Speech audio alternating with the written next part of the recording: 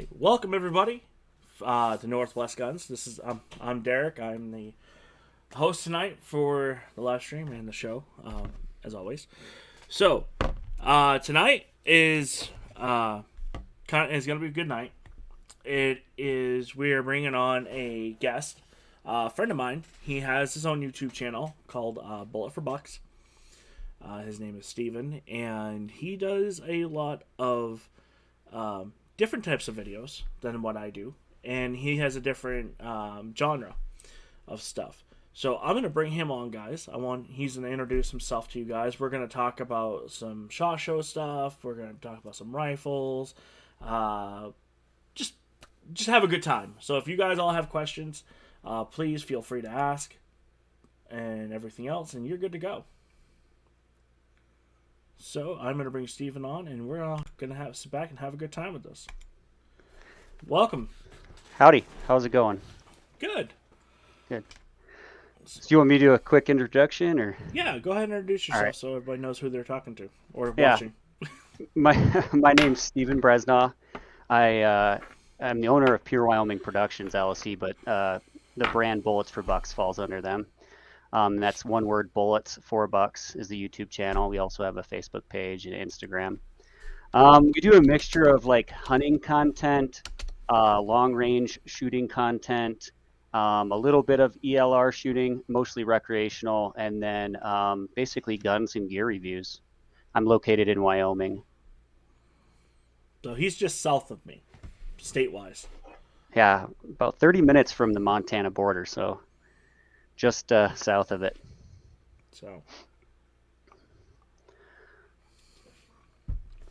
yeah, I know you're more of a hunter than I am, and I have no problem with saying that because I only got to go a couple times this year.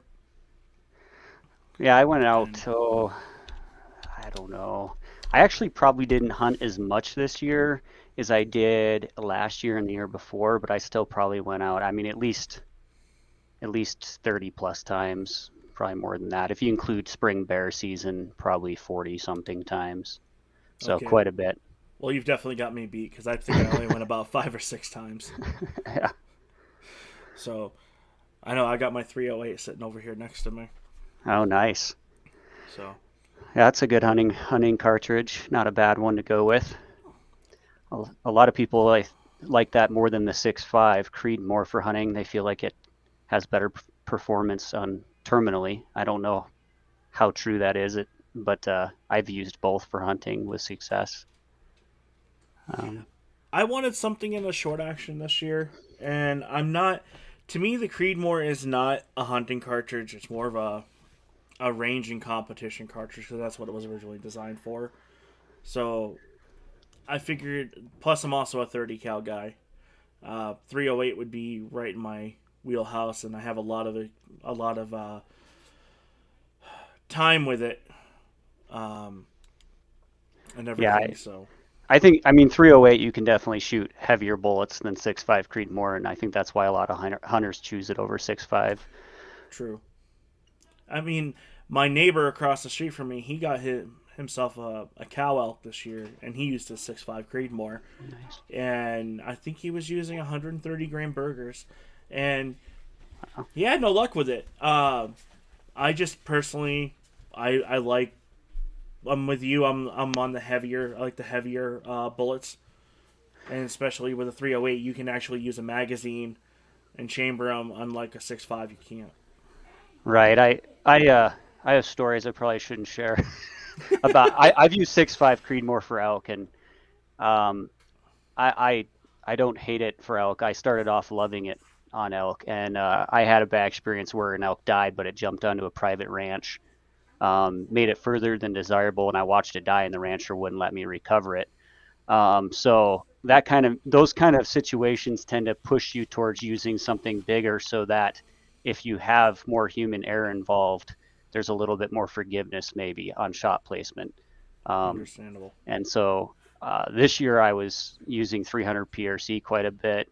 Um, I do like the 6.5 Creedmoor. In the ELDX, I think is great for antelope. Antelope, it's I think it's a perfect gun for antelope. Works really good on antelope, but getting a little bit bigger than that, I've had mixed results. I mean, sure, some of them are probably due to poor shot placement, but you move up to like a 300 Win Mag or something like that, and there's a little bit more forgiveness there, and a little bit more blood trail too sometimes, which can be important. Midwest Long Range is bringing up 6.5 PRC on elk. I think it's fine. You can't use. I mean, well, traditionally you don't use very heavy bullets with it. Pretty much the same weight as is a 6.5 Creedmoor. I do know guys that use it on elk and have had nothing but success. I haven't heard anything really bad about it being used for elk. I think it would be fine. I would use it on an elk. You're still using the 6.5 bullet, but you got quite a bit more velocity and foot-pounds of energy going down range. I actually got a 6.5 Weatherby RPM just a month ago. I have a few videos out on it. It's the Backcountry 2.0 carbon. So they just came out with it. It's hardly even on the shelves. And I've done it, like I said, a couple videos on it on my YouTube channel. And that's the 6.5 rebated precision cartridge, or Magnum, I believe is what that stands for. So it's a bigger cartridge than a 6.5 PRC, but it's actually pretty close ballistically, surprisingly. And I'm planning on using that on elk probably next year. That is one cartridge my wife was talking about. And she was looking at one of the Weatherbys chambered in that earlier this year. And she was looking at it. And I told her, I'm like, I think she was looking at the one that had the titanium action. I forgot what one that is. So they had the Backcountry. They just came out with the Backcountry 2.0. I mean, like I said, I'm one of the first people to actually have one, and I paid full price for it. I didn't get any discount or anything. I live 15 minutes from them, but I've gotten no special favors from them. Honestly, I'm having a little bit of mixed results with it. I got to do some more testing. I'm gonna have more videos coming out on it. Accuracy was okay. I was using 127 like LRX. I'm not even sure if it's a Barnes bullet. And Weatherby factory ammunition, which is incredibly expensive, an already expensive market. So that's something to keep in mind. I mean, you're talking like $90 a box almost. And they were showing factory loads, factory rifle, and I was having major issues with extraction. They were sticking in the chamber. The casings were overpressured or something. So I'm going to be trying 140s. I think they're interlock Hornady bullets. They're the factory ammunition offering. There's 3 factory offerings from Hornady or from Weatherby. So I'll be trying those 140s in my next video on it, and we'll see if I have better results. Plus, I'll give the thing a good clean and see if there's anything obvious. But I was shooting barely MOA the first range trip, which isn't terrible for an ultra lightweight hunting rifle. But I wouldn't say go out and buy that rifle yet until I have more experience with it. True. Just because it's a premium price rifle that goes with premium priced ammunition, and I know Fears Firearms, and I also got a Christensen Ridgeline with a carbon. It's the carbon, so it has a carbon fiber wrapped barrel as well, and they have a titanium version. I did not get the titanium version. It wasn't available at the time, but they're very close in specs if you get the titanium and the titanium or vice versa, and Christensen's significantly cheaper. So it'll be interesting to compare and see how the Christensen performs against the Weatherby. That would be interesting to see, to be honest with you. I know we had one when I was working at the sporting goods store last year. We had one of the Weatherby titaniums come in, and I wasn't really impressed with it. It was just the action just felt like it was galled up, and it didn't feel as smooth as like my Kelbleys or even my Savage. Yeah, the backcountry rifles are skeletonized and machined to the point where it's almost maybe counterproductive, or it leads to maybe them not feeling as good. I think they skeletonize and machine them down to be ultralight, which sometimes sacrifices some other things. On mine, The action isn't that smooth. It's not as smooth as a Remington 700. It's not as smooth as a Tikka. It's not even as smooth as a Howa. It's not. It's. Does it work? Yes. Does it really matter how smooth it is? Not necessarily, especially in a hunting rifle. But it is something to know. And it is spiral fluted, but will it smooth out with time? Yes. And what I noticed is mine's a 6 lug Mark V. Okay. The 9 lug Mark Vs are super smooth. I felt them. Same exact model, but different cartridge, and the actions are smooth. Why is the 6 lug not as smooth as a 9? I don't know. Oh man. Also, maybe that's got to do with wear too. Maybe the ones that I played with had been played with a lot. I think mine will smooth out. One thing to note with mine was the internal box magazine metal. I think that's the right name of that, right? I always get it mixed up. For the internal magazine, it has a floor plate. Anyway, the internal metal was slightly out of alignment in the receiver, which had a $3,000 rifle. It should probably be machined a little bit better for that not to be even a possibility. And that was actually causing the bolt to grind on that piece of metal to the point where it put a groove into my bolt already. And I caught it. I don't think it has anything to do with the accuracy or problems I've had, but I caught it, and I had to fix that essentially. And then it was smoother, but it literally, in a most expensive rifle I've ever bought, ground a bolt or a groove right into the bolt within the first day of owning it just by playing with it. And I was wondering why it was so rough, because it was like riding over gravel at first. I don't know. That's a little bit unremarkable in a way, because it was just that was out of alignment. But things like that probably shouldn't happen either, though, on a rifle that expensive. But we'll see. I'm not giving up on it. I haven't turned it into Weatherby or anything like that. I'm gonna see how it goes a little bit more. Okay. So if we're talking about hunting rifles, let's talk about the new one that CZ announced. That hopefully we're gonna see at SHOT Show next month. And I'm gonna bring this up on screen with us. And this is the new CZ 600. Now, Slav just did a video voicing his opinion on this one. I figured we could talk about it while we're here on the live stream, because this is. I'm actually I'm kind of looking forward to this one. There's a couple different models here I like. One is the Alpha, and one is the Trail. Yeah, I personally like the way the Lux or the Range looks, just Okay. because I like that classic look. I have a bunch of modern hunting rifles I've just been buying and testing, and now I'm like, oh man, I miss some of that wood. But I haven't obviously played with one, but looking at how the barrels are swappable, I think the bolt heads are swappable for different cartridges, and how that works is really intriguing. And I think from a hunter's perspective, if you were traveling to maybe Alaska, like I'm planning to for um, caribou with Alaskan ballistics, I think that would be appealing, because, like, let's say you're going for a deer and you're going for a grizzly bear in the same trip. Just Mm-hmm. That's probably unlikely, but maybe it could happen, and you could bring those different barrels and different bolt heads and just swap them out, save you shipping and size of taking them with you on the plane and whatnot. I think it would be interesting. I think for me, the one thing I found disappointing with the Range, and I agreed with Slav on this one, was the chambering offers on it. I just this is the one rifle I think they should have offered a 6.5 in, or I mean, don't get me wrong, 6 millimeter Creedmoor is great, but it Mm. is a barrel burner. You're not gonna get more than 1,200 rounds out of it, especially if you're shooting hot loads out of it.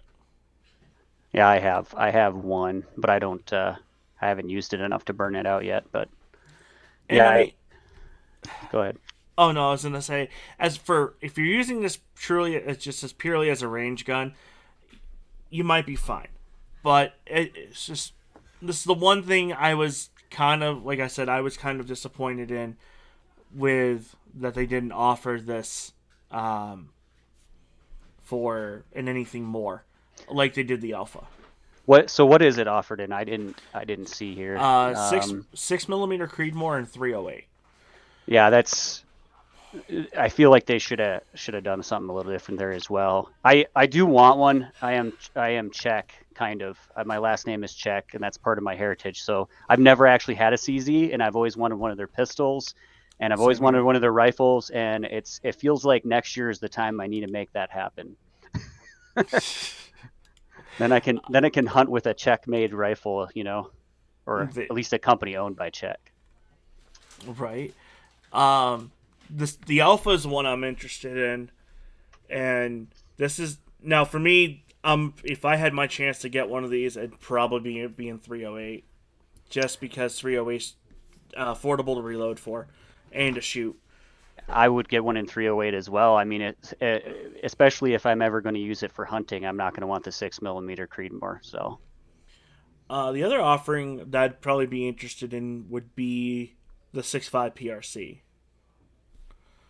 That would be the one time I would probably jump on the 6.5 PRC bandwagon. yeah.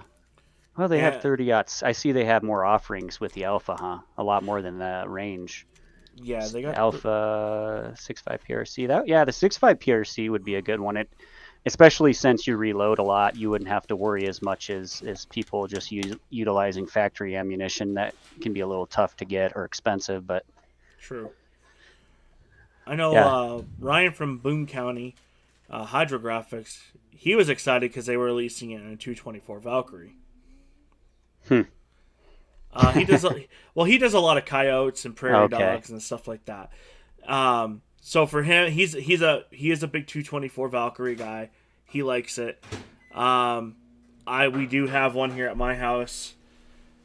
I was not impressed. I was not impressed with the way Federal launched it and promised everything about it, and then it just failed miserably. I I don't have much experience with it, and it doesn't fit my wheelhouse, so to speak, so much. So I just never gave it much thought. Okay, that makes Yeah. I can respect that. That Yeah. makes a good amount of sense. Uh, the Lux is really nice. Is that a wooden bolt handle on there, or the knob? I mean, the You, knob part. I don't know. Let's check. It looks like it. It does look like it, doesn't it? That's kind of cool. There's a company, and I'm probably pronouncing it wrong, or maybe I've mixed it up. But Heim, I think it's a Heim SR30 Okay. HYEM, I think, and it's popular in Europe. It's one of my dream rifles. It's very expensive, and it's a hunting rifle, and they make straight pull bolt action, straight, so it's you don't have the 90-degree throw, Mm-hmm. and they actually have a similar looking bolt knob on one of their rifles, and that's why it caught my attention because they're one of the only companies I've seen that has a wooden bolt knob. But if you saw the rifle, the Heim, it would make sense. It might be pronounced Hem, I don't know, but It, yeah, it is a wooden bolt knob. I kind of like that. I mean, it's something different. It looks cool. I imagine it's threaded on, so you could probably replace it. Possibility. I mean, see, this is what I'm excited to see at Shot is some of these new stuff that they're announcing, and we're gonna get to go see it. The one thing I really like that CZ did, and I will agree with Slav on this one, is that they went with a 700 footprint on the scope bases. Saves you a little trouble and saves you a lot of money on bases and rings. Exactly. Yeah. I just got the Christensen. I just got used the 700, and it was nice because it's about half the price for scope base as some of the other ones out there. And then I'm also getting, and I don't think anybody even knows this, not even my wife. I actually, I She does actually, now. yeah, she's probably not even watching it. If she is, oh well. I'm actually ordered. Yeah, I've done some serious money on guns in the last 60 days. I just ordered at full price a Seiko, and it's the Seiko S20. Man, I feel really stupid right now because I'm forgetting. Right now till the end of the month, and I don't get anything for saying this. Obviously, I don't even have any contacts there. They have a rebate till the end of the month where they're giving you the stock for the other model so you can swap them out, and essentially what you're getting is two rifles because you're getting the one you're looking at right now, and Okay. then you're getting the stock for the other the range model. I forget what it's called though. Terrible. I ordered one. I don't even know what it's called. Right? And What's the other? what caliber are you getting? I got the 300 Win Mag because Okay. I want it to be a gun that I can use if I want to play ELR a little bit, if I want to shoot long range, and I want to be able to use it for hunting. And I don't want to have like, okay, it's a 6 millimeter or 6.5, and now I'm going to hunt a grizzly bear. I want to be able to use it for kind of everything. So that's why I went 300 Win Mag. Now that I'm Um, looking at this, it's like, man, I might have to put an order in for one. it's Can you look up the it's the S20, but it's not that one. They both Okay. come with full aluminum chassis embedded in the polymer stock, I believe. So it's not I was surprised at the price point. It's not a carbon fiber or fiberglass stock, which surprised me, but it does have that full embedded aluminum chassis, which is arguably better. And then go up a little bit again. Sorry. Yeah, it's just showing That's just that is so weird. They have another S20. I okay. don't understand why it's not showing up. You know what I wonder? If they're discontinuing that other stock model, and that's why they were rebating it and giving it away when you buy a rifle. Because they Oh, have another stock okay. that goes with the S20. Hmm. Click on that S20 again and see. Sorry, I'm ordering around here. Oh, that's all good, dude. Don't worry It's about weird. I it. just looked yesterday and they had it on there. Let's See that see. other stock in that picture? Oh, okay. So I'm actually ordering it with that stock, and it's coming with the other, or I'm rebating it and getting the other one for free.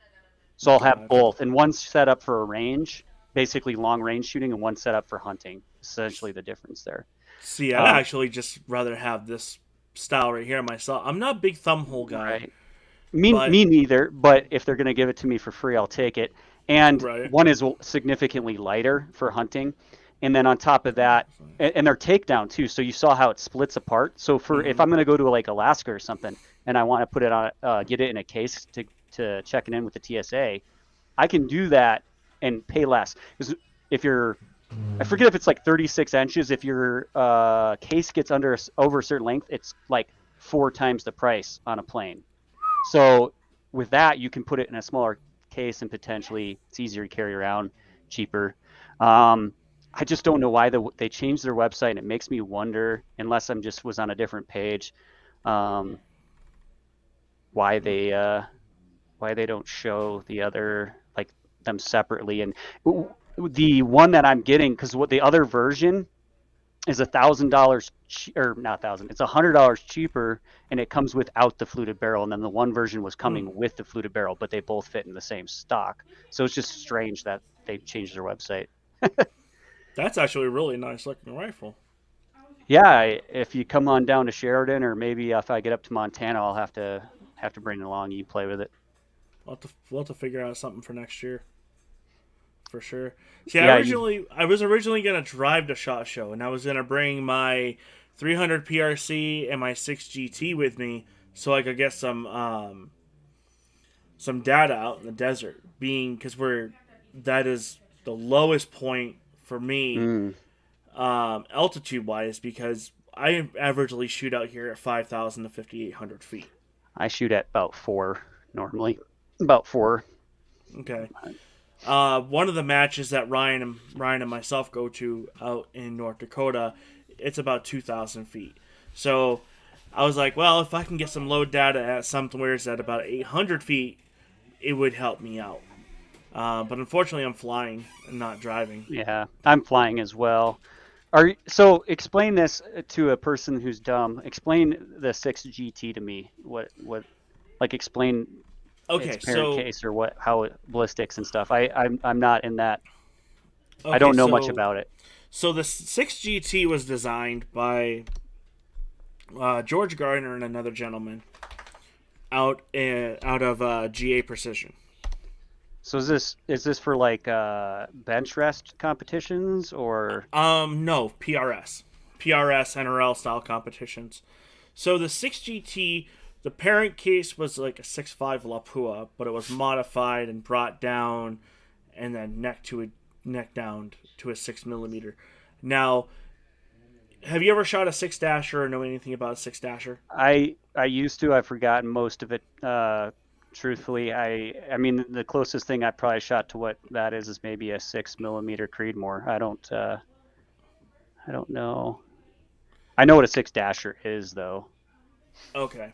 So a six dasher is a very popular cartridge in the PRS and NRL world, Hmm. along with your 6BR Norma. There's so many variants of those small cartridges. Hmm. So the downfall with those cartridges, you got to modify the magazines, Mm. which to me, it's like I'm already paying $80 for the damn magazine. Now I got to pay $45 for the mod kit. For I a was spacer. Hmm. and I wasn't interested in it.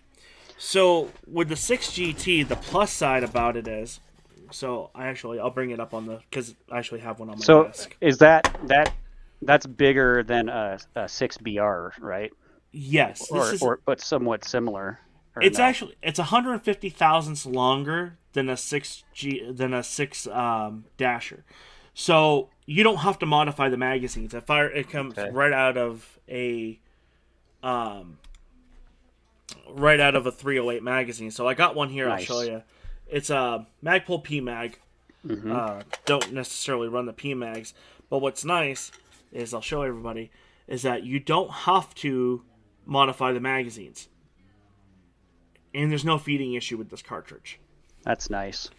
So it is a Wildcat, but Hornady is going to be making production ammo starting next year with the new 109s, ELD match heads. And I'm running the 108s right now. This is what I'm going to be running for my heads next year. And I'm actually building a second 6GT. Nice. So I have Project Prometheus, which is in the case over here. And that's kind of like my calling card rifle. I love that rifle. I put a lot of time and design and work into that rifle. And so during Black Friday, I was like, well, I'm going to build another 6GT. My buddy Ross, he shoots 6BR, and he has a phenomenal rifle. It's his JV fanboy rifle, he calls it. And it's in Midwest long range. He's absolutely right. This is a very easy cartridge to load for, and it's very forgiving. It's so easy to load data on this one, but I'm actually going to run this with an EC tuner here, hopefully in the next week or so. And then on top of it, my other rifle will have an EC tuner, so I'll be able to run the same load in two rifles. Nice. Um, That but I'm w- just two yeah. different barrel cuts though, so be interesting to Huh. see what the velocity difference is. Yeah. That's pretty cool. I eventually want to get more into that end of the spectrum, but I mean now I have the time, so I'll have to start. Um, what kind of trigger are you using in that one? What trigger did you put in it? In Project Prometheus. I'm using an Elfman tactical trigger. Their double ball bearing design, Hmm. and then on the next one, I have a single stage Trigger Tech Diamond Okay. that my wife bought me last year for a Christmas gift. Nice. I got so that Weatherby came with a Trigger Tech field trigger, which I don't even think you can buy. It's like made for manufacturers, and Mm. it's advertised to only go down to 2.5 pounds. I got it down to about just above 2, but it's a good single stage trigger. It just doesn't get as light as I would like it. Mm-hmm. But for a gun that you're buying from a factory and that's non-custom, I think they really don't want it. Weatherby stance, from my understanding, is basically just a liability thing. They're like, no, we don't want to go lighter from just because they don't want the liability. I think man, I'm trying to remember if Seiko goes down below. I think it might go to 2. That Seiko, I can't recall. And then the Christensen, I think, is advertised to go down to 2, but I haven't tested it yet. I'll be doing videos on that one pretty soon.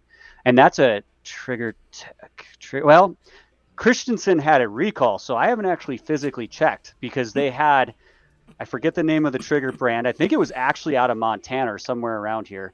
And they recalled them and replaced them with Trigger Tech triggers. So I haven't Hmm. even looked to see if which one I got in that gun. I Oh almost wish it Jesus. was the recalled one because the recalled one is a lot lighter, of course. Like you can adjust it lighter. So depending on the recall information, sometimes it's like, do you want to send it in? I obviously I recommend Huh. everybody send theirs in, but anyhow, I'll have to yeah, look into that because I hadn't heard about that one yet. Yeah, they had a Huh. recall. It was an older recall though. But when I was looking into them, I noticed it. They had a recall. Um, and I played with the trigger a little bit. I haven't shot the rifle yet, but the Christensen, but the trigger feels great. There's no creep or anything like that, but it's probably at like 3 pounds right now. Just guessing. I like my triggers pretty light, even for hunting, which I do not recommend. Disclosure, don't do it. But I like it Um, two, two, 1.5, two, which is pretty light for hunting. yeah, that Um, is.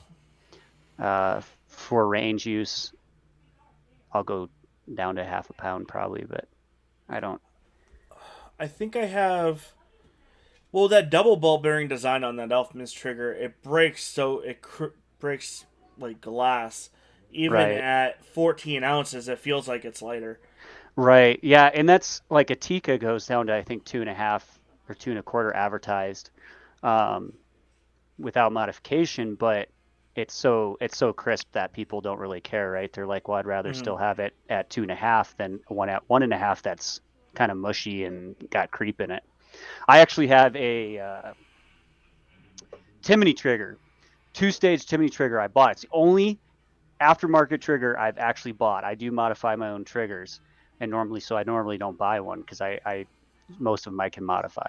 But I bought a Timony and it was the only one I've ever bought. It was very expensive, or maybe I bought two, but anyway, and very unhappy with it. I think Timony makes great triggers. I'm sure most of Mm-hmm. them they are. I got the one model I feel like that nobody liked because it wasn't just me. It was a two-stage. It was for the Remington 700. It was a certain year, and the thing has creep. It has tons of creep. You can adjust it super light. I think it goes down to like up below a pound or it's very light. I forget which exact model it is, but anyway, I don't even have it on a gun, and it was I spent a bunch of money on it. I don't have it on any gun because it's so much creep. Wow. Uh, and I thought, well, maybe it's just me, and I adjusted it and tried different things, and nothing ever worked. But Wow. See, yeah, my hunting trigger, I stuck with the stock Accu trigger. I didn't even adjust it. I stuck with whatever it was from the factory. I just got used to it. I probably got about 100 rounds through that 308 now. I took it out to North Dakota and did some prairie dog hunting with Ryan, and man, that thing is a shooter. We yeah. were, I mean, I really didn't have any load data on that rifle or nothing, and or sorry, dope. And we're guesstimating. We came really close. We almost popped a prairie dog at 720 yards. I don't think I've ever shot one past 400 or 500, but I haven't tried very much either. Well, we we hit one at two. What was it 228? And it was laying on the ground, and it just rolled it. I mean, it literally picked it up and rolled it. It was funny as Yeah. hell. I wish we had that on camera. I shot at one with a 300 PRC, but I think I missed. But that was more, that now with the prices of ammunition, that'd be like a $5 prairie dog shot. But it's it's crazy. It's fun to shoot them. I just don't do it very often. But great target practice. It's good target practice, especially for hunting. Because there's of Yeah. course that huge difference. I'm sure since you do like PRS and stuff, you see the huge difference between like a recreational go sit at a bench and shoot versus adrenaline fatigue, conditions, and all those things that change. Because like I mean, I've had years. I didn't shoot very much this year, but I've had years where maybe I shot thousands and thousands of rounds, maybe in 1,000 rounds a month or whatever. Mm-hmm. Which and very very like in tune, right? Very like not rusty at all. Shooting great, shooting really good, shooting out to 1,000 yards every week or whatever, and then go out and miss a deer at like 400 yards. And it's so funny how people think that like just because you shoot at a bench at a range and everything's perfect, and then you go out and you're tired or you're fatigued or you didn't get good sleep or you're in the rain or you got the adrenaline rush going, it totally changes things. Like it's probably like your effective range is like half if you go from like bench rest shooting recreationally to like hunting an elk in the woods. Mm-hmm. Your effective range should be cut in half because of all the factors involved. Well, But it's funny you brought that up, the shooting in the rain and everything else, because when we were at the competition in September at the Badlands Steel Challenge, um, everybody sitting there. It started raining. Everybody's sitting there throwing stuff on their putting covers over their rifles and everything else. And I'm sitting there. I got my covers off my scope and just actions open, just letting it get rained on. And everybody's just looking at me like, "Oh my god, why would you do that?" It's gonna get wet regardless. Just live with it and deal with it. And then on top of that, it's acclimating to the pressure system, the barometric pressure. So well, it doesn't didn't bother me. don't your ballistic isn't technically your drop less in the rain because of barometric pressure? I've heard that. I've researched it, and that's what it's told me. Like your point of impact is higher in the rain, slightly, like probably almost unnoticeably, supposedly, which is counterintuitive because you'd think the rain would somehow make it go down, right? Like you'd have greater drop. Right. But from my research, it says the opposite. I think somebody asked a question. Oh, right on Yes. 4 to 32 by 56. I reviewed a right on 4 to 32 by 56, and it's a sore topic. um, I I uh, I reviewed two right on scopes. One I had no issues with. It was amazing. It was great. And I reviewed the 44 to 32. It was like back when they were calling it the X7 or something like that. And It's I still had called the X7. okay, I had major parallax issues. I say we because it was a friend who was, hey, review this, and then he sent it back in, gave it back to me. I remounted it and retested it. The one they sent was great. The one that was the replacement one was great. There were no issues. The initial one, huge parallax issues, and people were like, well, that's just because your eyes. Like everybody's different. I get that. This was like huge parallax issues, like not even Mm-hmm. close. And then beyond like 800 yards, we couldn't even get it to focus, like at all. It just wouldn't focus. Nothing would. Damn. And sometimes that can maybe be because like your rings are on too tight or whatnot, but we couldn't find any reason for it other than it was a defective scope. That was our opinion on it. I think there was a couple other issues I had with it. You'd have to watch the video. It's still on there.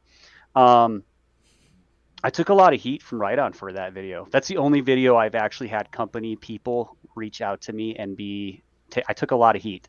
I think it was from pro staff and low-level employees. I did get reached out to by one of the co-owners, I believe. Had an hour-and-a-half conversation with him, and I left the video up.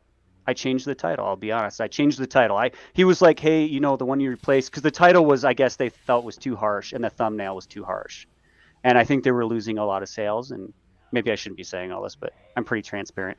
And Well, he was go ahead and say whatever you want. Myself and Midwest Long Range, we used to be pro staff members for Right On. okay.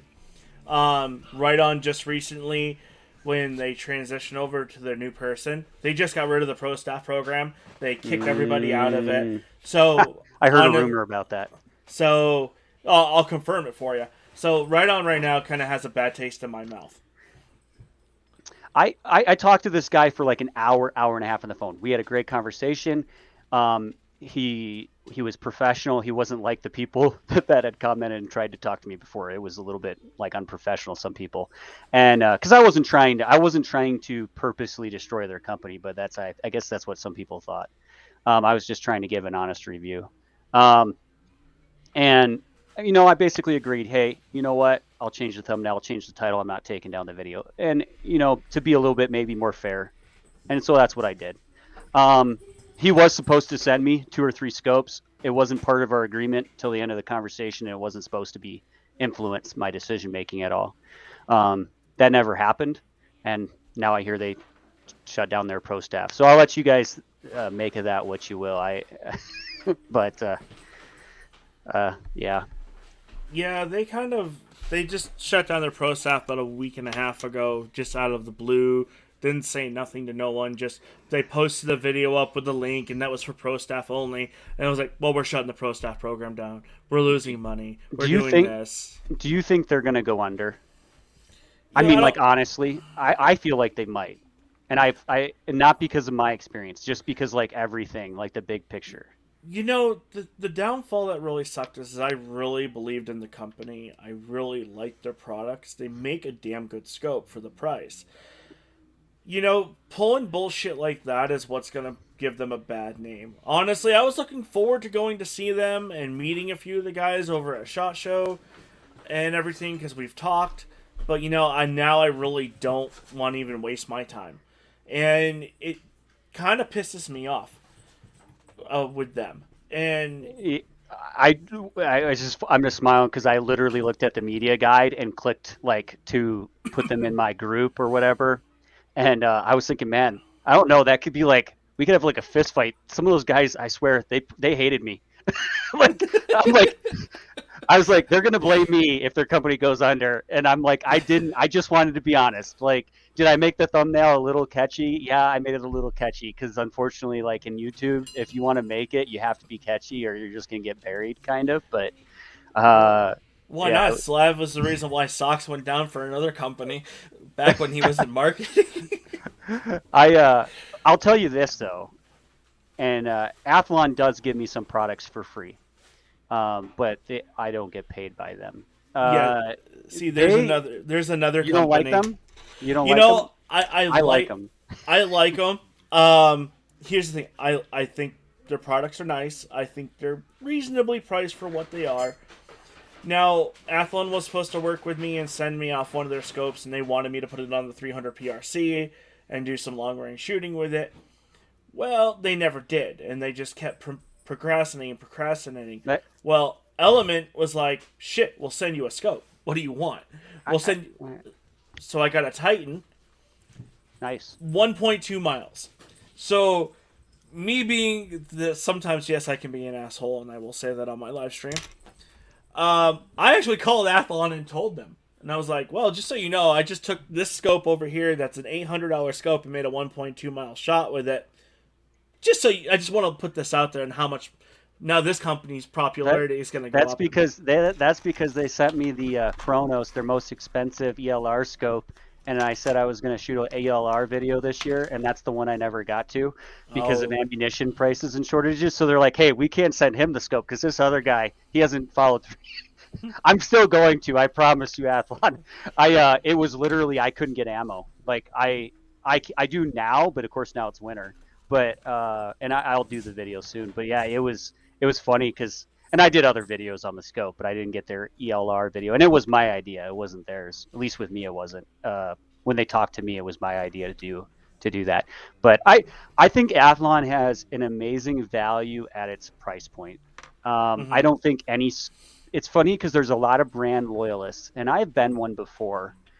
And I get a lot of comments. Of course, I get lots of hate. Everybody does on YouTube, and I think people that are just strictly brand loyalists, sometimes it's not the right way to go, because what I've found is now that I've tested or reviewed a significant amount of scopes or hunting gear, is that there's almost never, and I say almost never because maybe there's one company out there, but there's almost never a company out there that doesn't have bad or defective models. They might have, there's companies that certainly have more good product models, and there's companies that have less on average, but I feel like there's no company out there that there's not like a certain model that I'm like, yeah, this was a bad model. So I'm more interested in what model is good than what company is good, what brand is good. I want to know which models are good. Like Vortex, people watched one of my Diamondback videos. It was like on a 3-9 it was the basic Diamondback, not the Diamondback Tactical, and they swore I was paid by Amazon, and they were like hashing me in the comments.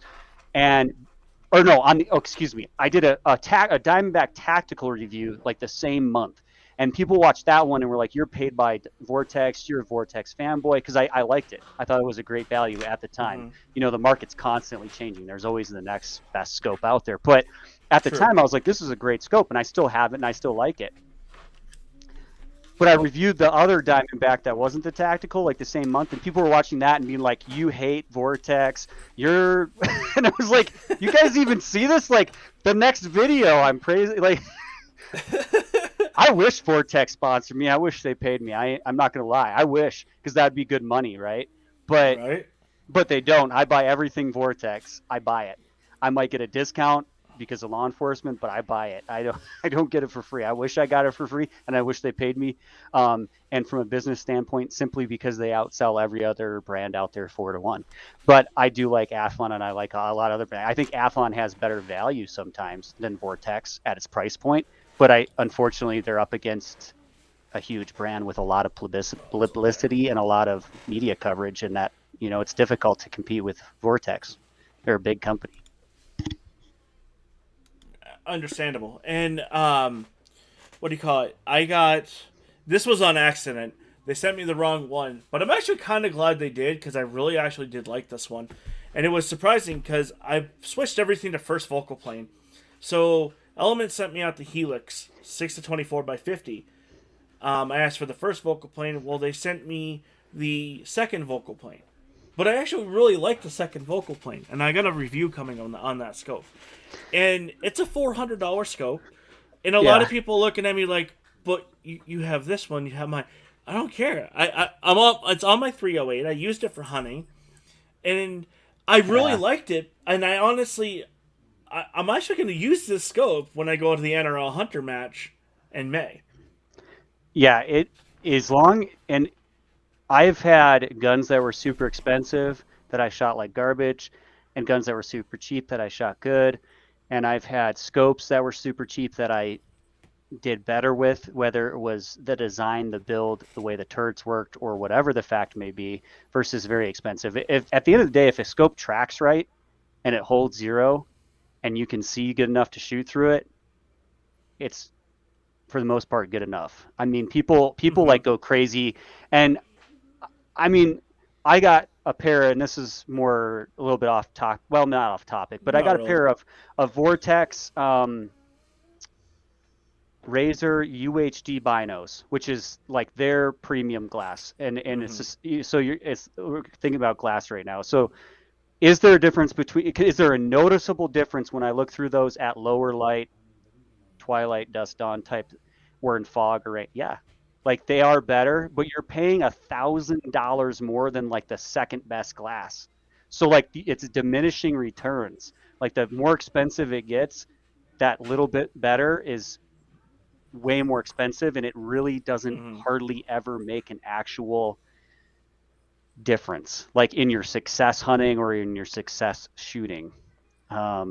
Is it better? Like, is it nice? Yeah, but it doesn't always make a huge difference. Could it? Maybe a little bit, but it's diminishing returns, so to speak. And I just another I've been dumping money like crazy. I bought, because I haven't been getting very much for free or at discount. So I've been buying full price a lot of stuff, and then I bought I should have brought it. I should have picked it up and brought it down here. It's a Steiner scope. I'm going to be doing reviews on it. It's the most expensive scope I've ever bought. It's the most expensive scope I've ever owned. Even, and I'm not trying to say this in a bragging way, even like out of scopes that were given to me, that maybe like the Athlon Cronus, this is the most expensive MSRP scope I've ever had. Let me see. It's not the best Steiner. Steiner can get really expensive. It's not. Oh God, yeah. It's not like their crazy expensive line, but it's still crazy expensive. It's the TA5 XI5. Or no, they have the 5-25x56. I got the 3-15 because I'm going to use it for long range, maybe even ELR to a certain degree if I can see good enough through it. 3-15. I could have got the 5-25x56, but I got the 3-15 because I want to be able to use it for hunting. It's the T5 XI Steiner. And what's interesting about Steiners, they're made in the United States.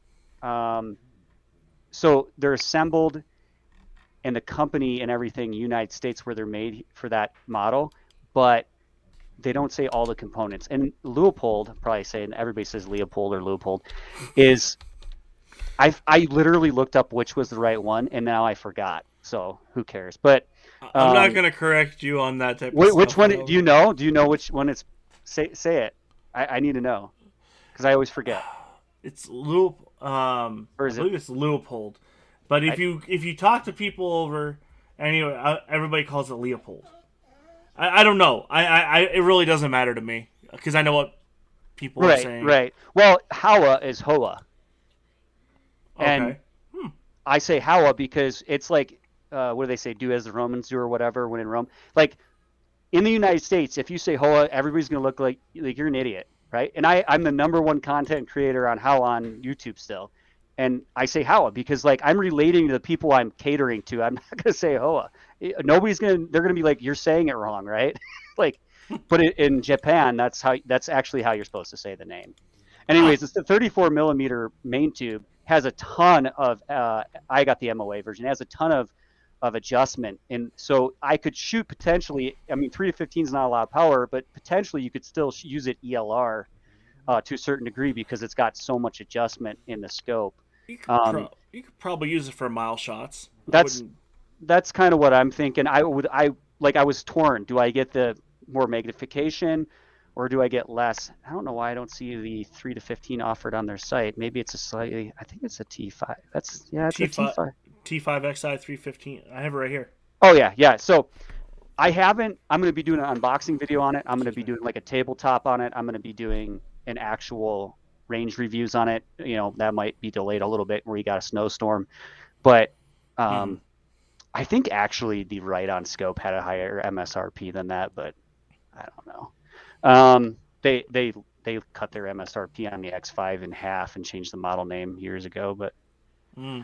um, I'm excited to see, and I'm kind of going to want to use it as a scope to judge other glass against too, um, because the Athlon Chronos is actually some of the best glass I own, and then I have two Vortex Razor um, LHT scopes. See, I want And a Gen 1 Razor. really, why Gen 1? What am I missing here? 36 mils of adjustment, Okay. 35 mil tube, 50 millimeter objective, so you can use it on a low end on a lower ring setting to have it closer to the bore. My brother-in-law has one. I absolutely love that scope. Um, I'm actually gonna put my order in with Vortex for one. Athlon Argos BTR2 is better than Vortex Diamondback. Um, I'd probably agree with that. Um, I'd probably agree with that. I think the Vortex might be lighter if you were going to use it for hunting, but I wouldn't argue with that. I Hmm. don't know if you have an opinion on it. Yeah, Burris is. I think Steiner owns Burris, or maybe it's the other way around. And like Burris has some great scopes. People underestimate and underappreciate Burris. Burris has some good stuff. I have some Burris stuff. I think Burris has some low end stuff that gives them a bad name. Like I said, the models. They have some really budget friendly models, and then they have some really good models. The mid and up, I think Burris is great. Okay. See, I like the new XTR3 that Burris has, I and I haven't looked at that much. I uh, I actually have a Burris Eliminator 3, which is one of those automatic range finding ballistic calculating scopes for hunting. It's giant. It's like a Hubble telescope, but it's legal in Wyoming to use one. yeah, don't use it in Montana. Yeah, people get confused Um, though too over those laws because they're like, does it project? Like some people think it's illegal in Wyoming. It's not. huh? I think you're right though. It is illegal in Montana. I'm pretty sure. It is. Um, You're not allowed to have any electrical devices on your firearm or your bow. yeah. Which it's funny though because then if you think about it, are you telling me that they want hunters to have a greater chance of wounding an animal and therefore injuring or being less ethical in a way? Like what is their objective with that? Like there's a whole argument you can get in with bow hunters and recurve hunters and it's not really guns related necessarily, but it's so funny because I feel like people get really crazy over that stuff. Like I don't get it. But I, me neither. I do have this one coming. This U.S. ooh. Optics coming. This is coming from Ryan. He's let me borrow it to do a review on, Ah, and then me and him are gonna because he's got two of them, I want to get some of those. and he got them right before while I was out there for the Badlands, and we were mounting him on his rifle. I actually kind of like this for a little compact first focal plane. It's actually kind of a cool little scope. So he's sending me Yeah. one of his to do a review on, and then we're gonna do a live stream and do like a live review, like what we think of everything about it. And for a little scope, I was actually quite impressed with it. And it's a mill system, so I mean it's right. Not saying MOA isn't.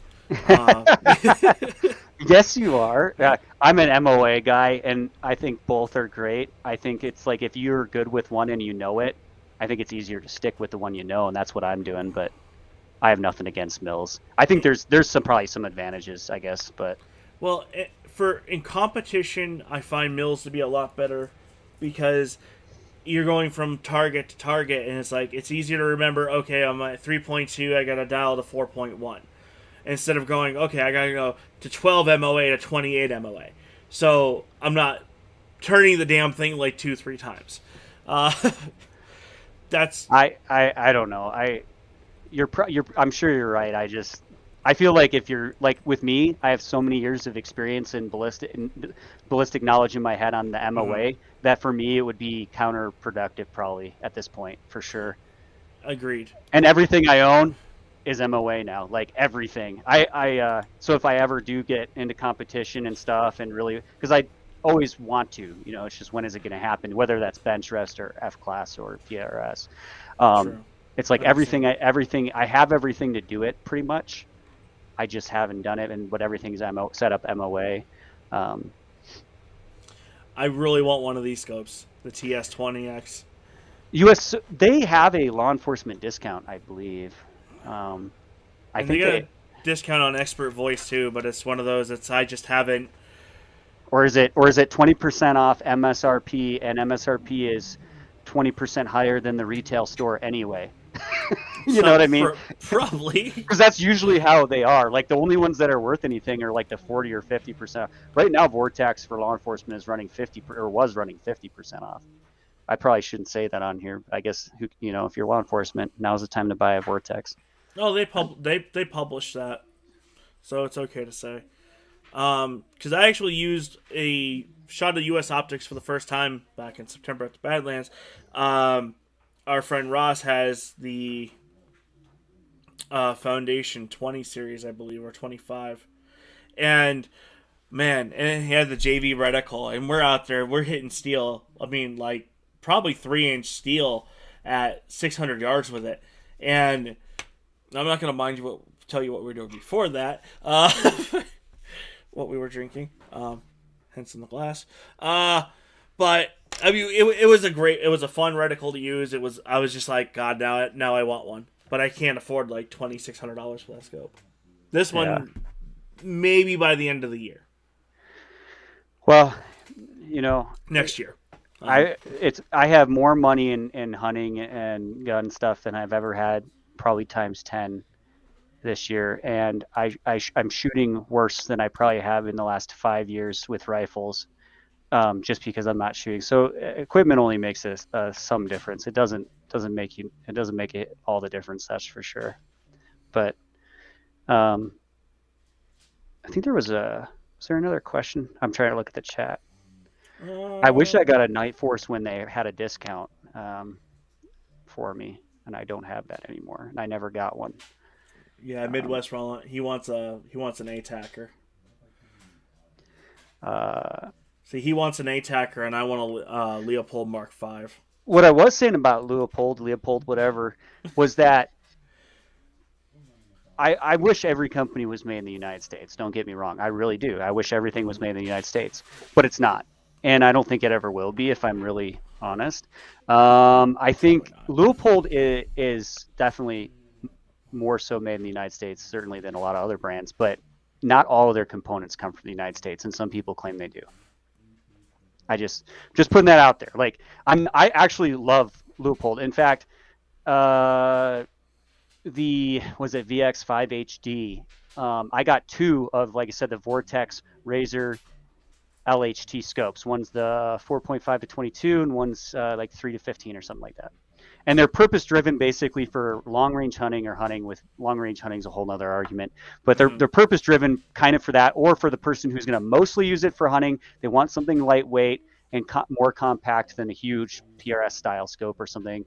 But they want to have the same basically like elevation and all the benefits without the size.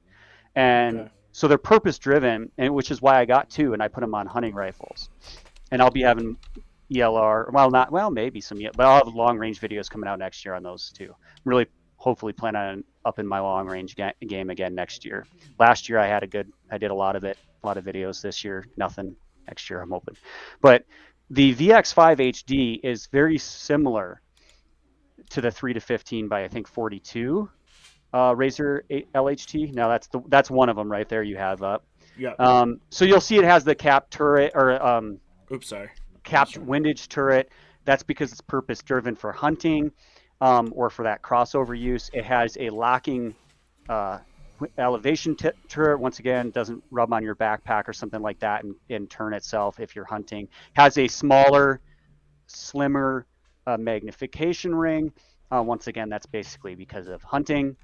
So things like that. It's slimmed out. It doesn't have a fast focus eyepiece. It has you adjust the whole eye box, the whole eyepiece, and then it has a locking ring. Once again, it's purpose driven for that hunting. Mm-hmm.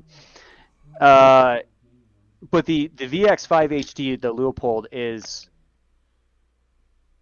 in some ways better. I've reviewed one, I've used one, I don't have one.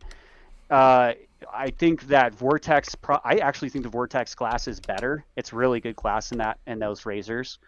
But the turrets on the Leupold and the fact that you can get a free ballistics actual metal turret with it, mm-hmm. And the way it locks, I think is superior. There are other things about the Vortex that I think are superior as well, but I think the glass is probably, in my opinion, is better than the Vortex. But the turret design, in my opinion, much better on the Leupold. Okay, I can see that now. Yeah, it has that push button locking. You can get a free ballistics turret with it that's metal. With the Vortex, you get a ballistic strip that's like plastic. You can get on a rebate with it. It's not as good. And the clicks, so like the Vortex made it. Maybe it was because of cost and they were trying to skimp out, or maybe it was purpose driven. It's quiet. It's not very tactile or loud. Adjusting it now, is that because it's maybe designed for hunting? Maybe. But it's a little bit more mushy than I would like. It's not. I would like a little bit more positive tactileness, and the same with the windage turret on the Vortex. Whereas the Leupold, it's real quiet, but it's very definitive, I guess you could say, when you're adjusting it. Both are good scopes, so for what they're designed for. Now you're going to spend a ton of money on that, and you could get way more scope, so to speak, for a PRS or long range or ELR. Yes, that's true, but the reason you're paying so much for such small, limited, like I shouldn't say limited features because it has a ton of features packed into it, but you're like, this doesn't feel like it should be that expensive. Well, that's because they're putting the money into glass and different. It's designed for a different purpose. I guess I can't really quantify what that is, but. Agreed. I mean, no. You're absolutely right. It's a whole different purpose. You don't. Some of the features you use on like a long range precision scope or a PRS design scope is different than what it is for a person who's a hunter, who's not a competition shooter. Because a lot of competition shooters don't understand. I mean, hunters are like, okay, well, I'm gonna buy this $150 scope, put it on my rifle, and I'm done. Yeah. Especially like Eastern hunters that are like I'm originally from Michigan, so like your farthest shot's like 100 yards. So yeah, see, I'm originally from New England, so yeah, I understand exactly what you're saying. And it's one of those, you don't need to have a fast focus eyepiece. Yes, that's nice to have. You don't need to have uncapped turrets. You don't need to have all that gloriful stuff. Like I said, I hunted with the second Vocal Plane Element Helix this year. I have an Element. I did a couple of review videos on it. I can't remember the exact model name. It's a high power scope though. I think it's a 5 or maybe 6-24. Anyway, it's been a great optic. Sorry for interrupting you. Oh no, you're fine. No, the 6-24 is the Helix series. The 5-25 is the Titan. Okay. And then the 5-20 by 50 is the Nexus, which is honestly one I'm looking forward to wanting to review one of these days down the road. So you said then, is the Nexus the lower cost or the higher cost model? the most expensive one they make at Okay. this point. Okay. I think and they did send it to me for free. I think I asked them for the more expensive one though, and then but they were I feel like their company has really good values and they communicate well though in my experience. And the scope has been great. It's not the highest quality scope out there, but at its price point, I feel like it's a great scope. The Nexus is one I actually would like to get my hands on to play around with. It's a lot of people are, and I've talked to a few of my friends about this one, and they looked at me and they're like, "Well, why? It's only a 30 millimeter tube, and it's not a 34." And I'm like, "Well, one, the glass quality is supposed to be better than what the Titan is, and I've done a review on the Titan, and that's the scope that I took out to 1.2 miles on my 300 PRC. Right. You've already done it. Now it's the next thing. You gotta try something new. I honestly would use the Nexus on my PRS rifle. Nice. That is where I'm kind of looking at. And actually use this same setup here, the Warren 20 MOA mount on a 20 MOA base. So you get 40 MOA. I did that when I shot to, I think the range, it was so funny. They had a target before a mile and they had a target after a mile. And it was so stupid. They had targets out to like 4,000 yards, but they didn't have a mile one. I shot it out to like 14 or 16. I can't remember what. I think it was 1,600 yards. And I did the same thing. I put a 20 base on a 20 base, basically. And then, so I had 40. Since then, I've been buying bases that are 30 with it built so that it's a little bit, you don't have as much height over bore that way. Gotcha. But then you get into expensive stuff.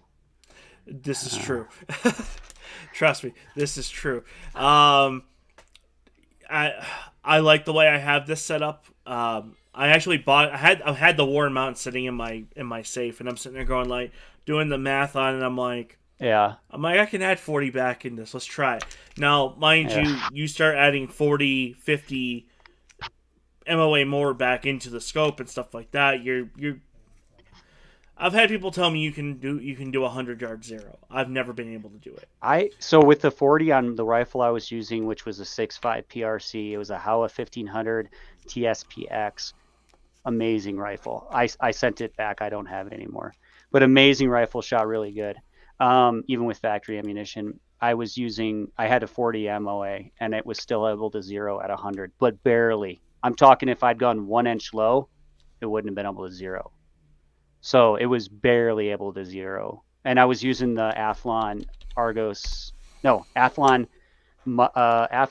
ETR 4.5 to 30 power scope. I'm terrible. Oh, the Aries is 4.5 to 27 by 56. Okay, that must have been it. I still. Anyways, it was one of their higher power scopes. It was a 34 millimeter main tube. I know that, so it had a lot of elevation. I think 110 minutes or something like that of elevation adjustment. But I was able to zero it at 100. But like I said, barely. 1 inch.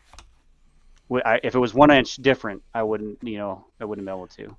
I tried zeroing this one at 100 and I couldn't get a zero. Now I had it zeroed at 5, which was actually quite nice because I had to dial up to 19 mils of adjustment at 1.2 miles, and I was still sitting at about 3.5, 4 mils left to play with. With the turrets all the way down, I think I was floating on like a mil. So, wow. Yeah. That's crazy. Once you get beyond 1,200 yards, especially if there's a crosswind or a mirage or a hot day, it gets real tricky real quick. Or I guess it just gets real tough real quick. It does. And that day it wasn't that bad. The wind was about 5-6 miles per hour, so it wasn't too bad. And at the 1.2 miles, we were holding 1 mil wind. So, yeah. But with that with that dirty reticle it has, I hope if you guys can see that, it is really, really nice. It's simplistic. It's got 20 mils of holdover just in the reticle. Yeah, when I shot out to 16 or 1650 last year, and I tried to shoot 2000, and we were dealing with literally a variable 30-mile an hour crosswind. And I'm talking like it would go to 10, and then it would go to like 35, and then like to 5, and then it was one of those days where if I was smart, I would have not shot because I wasted like $600 in ammunition in one afternoon. And it didn't matter how skilled you were, like even other people, it was like luck if you hit something because the winds were so variable and gusting so strong that it was stupid. It wasn't a good day. I should have packed up, driven 2 hours home, and went there another day instead Hmm. of wasting ammunition. But I had like 2 hours one way. I have to get this done today. Has to happen today. And I made it to 1600, which was about a miracle, especially with the 6.5 PRC because it's a pretty light bullet. And I shot that at 14, I think it was 1450, and I hit like, I don't know, it was shot really good. I must have been lucky because even in the wind, it did really good at 1450. Once I got beyond that, it's the 6.5 PRC ballistically speaking. And I was using factory ammunition, seemed to struggle, but I think I was using ELDM ammunition, I'm pretty sure, but it was just factory ammunition. But yeah, wind is tough, man. Wind is tough to deal with. It is, and I'm working on that right now. I think one of my biggest pieces of equipment I need to invest in this year is a Kestrel. I should get one. I don't know why I haven't. I don't have one. I And don't know why not. But and now that I'm going to be getting more into like the PRS matches, it's like I mhm. need to get one. And I've been going back because I'm the type of person that I want to do try to do it without doing the expensive shit and going to spend $400 or $500 on a little handheld device. But it's gonna happen. Maybe you can talk to him at SHOT Show. I don't know. Are they there? I think they're there. Yeah, I've called them and tried talking to them before. Yeah, it didn't work out too well. Didn't work out. Yeah, it's funny because some littler companies are usually more apt to work with you, but higher it goes generally not. But sometimes you get surprised and they still will. Hmm. Um, It'll be interesting to see how this Steiner how the glass stands against other like the Athlon Chronos and things like that, and the Vortex Razor line, and see how much better it really is. It has the turrets on it from the looks of it, and I haven't even really played with it much. It You turn the dial and it like has a window where it shows you the number for the amount of MOA, and then it has a second. When you go full revolution, it has a second full revolution of numbers within itself. So it's there. I've never seen that on any scope ever. I don't think, Hmm. which No, seems kind of unique. So it'll be interesting to see how that is. it's an interesting looking scope. It really is. Honestly, well, me because I probably would have put it on one of my long range rifles or my PRS. Right, Hmm. I like the 5 to 25. Oh yeah, it was like one of these things where I'm like, I don't want it to be that big, heavy, and bulky, Yeah. and I don't want to have it be overscoped if I do use it hunting. So I'm gonna just I'll try to take it to the range, and maybe that'll be a video where I take it and see how far I can get with the 3 to 15, because it has the elevation adjustment. It's just whether or not I can see the target well enough Hmm. at those distances. But like with glass though, if you're looking through premium level glass at 10 power and low level glass at 10 power, the premium is going to feel like it's 15 power, even though it's 10 power, just because the image quality, the sharpness and resolution is so much better. So it'll be interesting to see, but um, yeah, Hmm. nobody No, else is commenting. They all go to bed. I don't know. I'm kind of wondering what companies are going to be there when it comes to the scopes It for looks like a optics lot. in general. Because I know Vortex isn't going to be there this year. Yeah, and that like irritated me, like pissed me off because Same I here. I have done a lot of like so they don't pay me, they don't give me anything, but I do like Vortex. and I've done a ton of Vortex stuff, and I wanted to meet them. I wanted to like interact with them, and even if not for like self gain, just because like I use a ton of your products, I want you to be there, but Mm-hmm. they're not there. So I think there's a couple other big ones that are well, yeah. I'm trying to think. If there's any other Well, yeah, big one? Leopold or Yeah, Leopold. they're not there either, are they? Or are they? I No, I don't think think they're gonna be there. are they? Yeah, and then you got Night Force. They haven't said anything yet, so I think I'm expecting them to Mm, be there. Uh, I'm wondering if Steiner's gonna be there. it is. I actually looked Okay. at the media list today, and I Okay. was going through it, and I did see Steiner. I can't recall the other ones we just mentioned, but I did see Okay. Steiner. Um, I also saw Zeiss, Steiner. Oh, Zeiss just released a new scope too. Did they see what it like? I have very little experience with Zeiss, but the experience I have has been actually underwhelming. And I feel like I don't know if that's just me or maybe the model or like I have heard that they kind of took a dive a little bit in recent years as far as like people being unhappy with their stuff, but um I just wonder if you're paying for the name with them. I don't know. Um, you I don't know. know, I don't know, and I don't. Their website's weird. You can't even get on their damn website without having to agree to some tracking Oh, shit. Um, let me yeah. see. Because I know they just released a new scope. They were talking about it. Fuck it. I actually looked at getting a Zeiss instead of the Steiner, and I decided to get Steiner instead. And I looked at Leica. Mm-hmm. Leica, man, they have some of the best glass on the market, if you ask me. Some great products, especially hunting products. But I don't know. I decided to go with the Steiner anyway. And then of course you got Swaro. But they were just plain they're so expensive. Like I was like looking at the cheapest stuff and I'm like, this is still more than Steiner. Screw, I'm not doing that. Like it can't be that much better than good lord. It's so expensive. Yeah, they just here's their new scope they just released. It's a more of a competition based scope. One of them that they did. It looks like It's the LRP S5. If Midwest is, if you're still in the chat, dude, if you know anything about this scope, let me know. I haven't seen any. I think he might have left. And then they got like a 5 to 25 by 56, a 3 to 18 by 50. Zeiss gets faked a lot.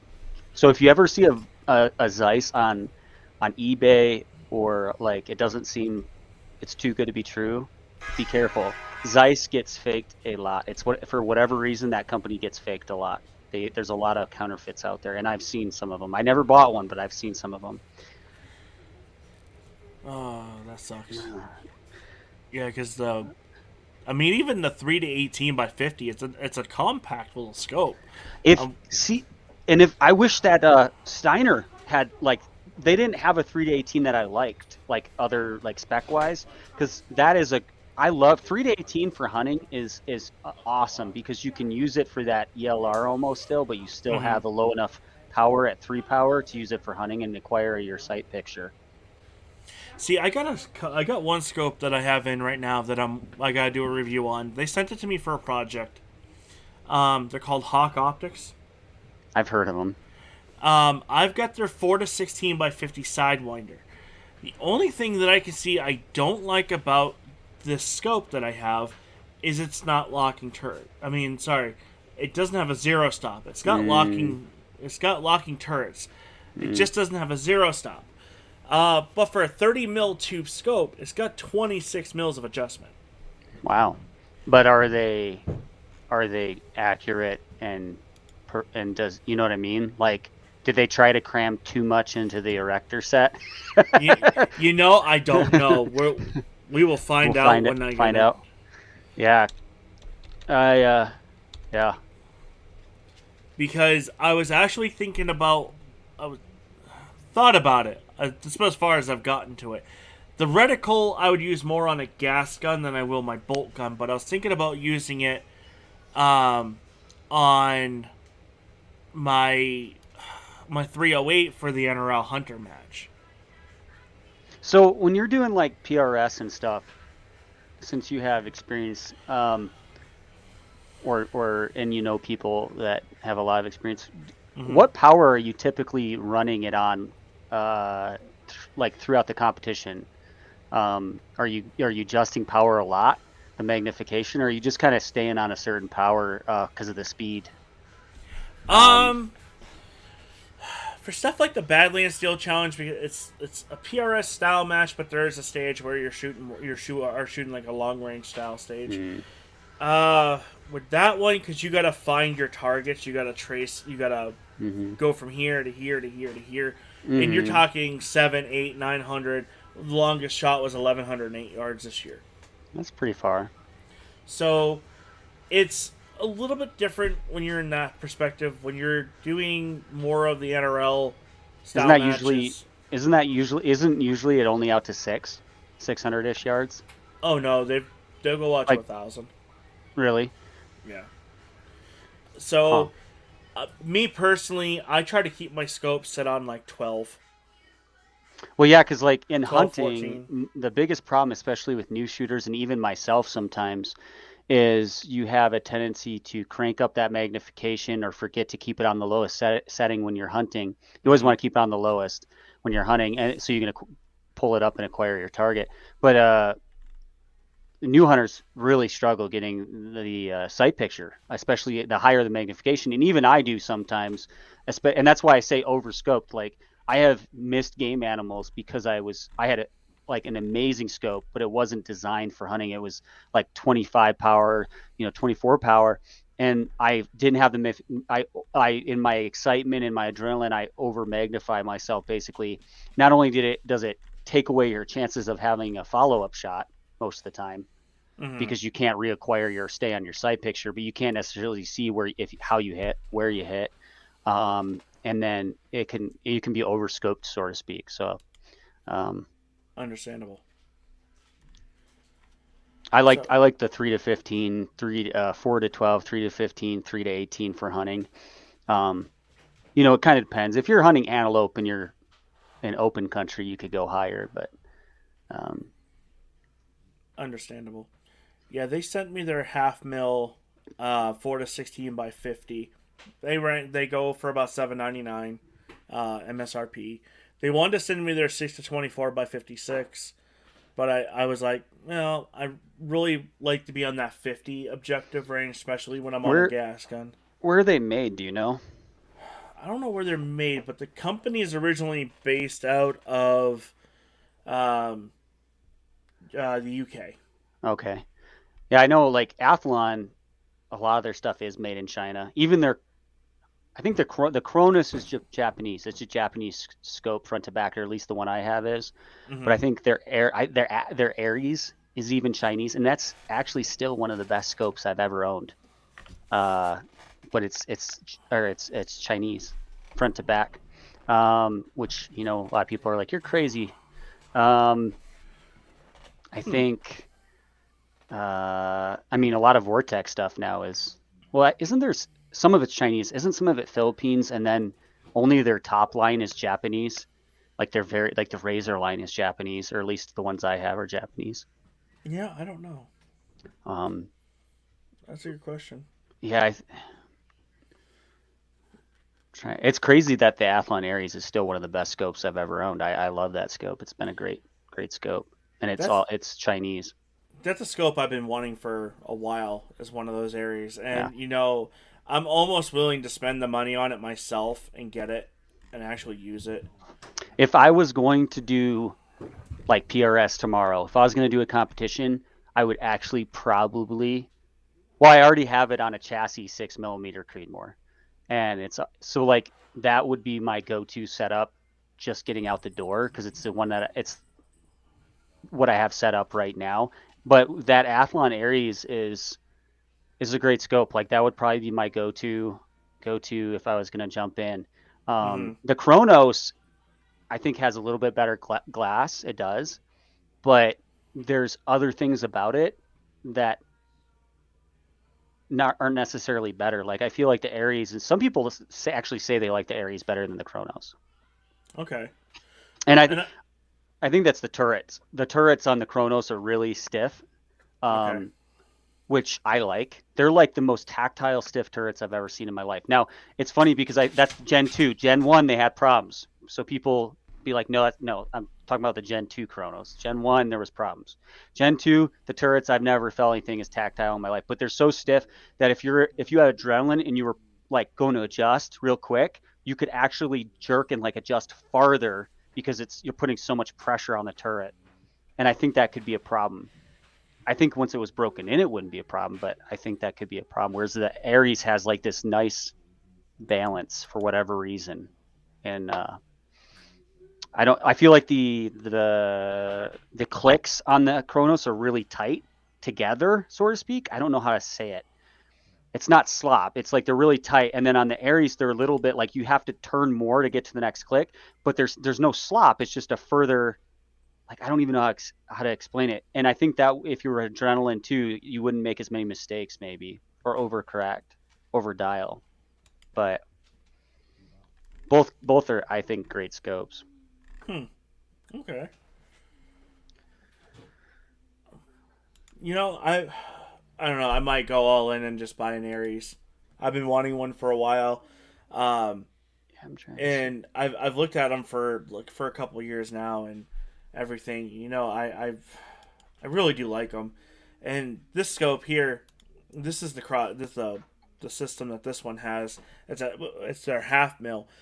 Downfall is if you're so used to looking for numbers, you're gonna this is a reticle. It's gonna confuse the hell out of Of you. course, I think of MOA, so I Yeah, would think I would think I would look at that and be like, well, the big hash is 4 MOA, and the medium hash or whatever you want to say is 2, and then the ones in between are 1 or something like that. yeah, But exactly. And the thing is, the small hashes are half MOA. The big hashes are one. Sorry, mil. God, now you got me saying MOA. I'm gonna confuse you.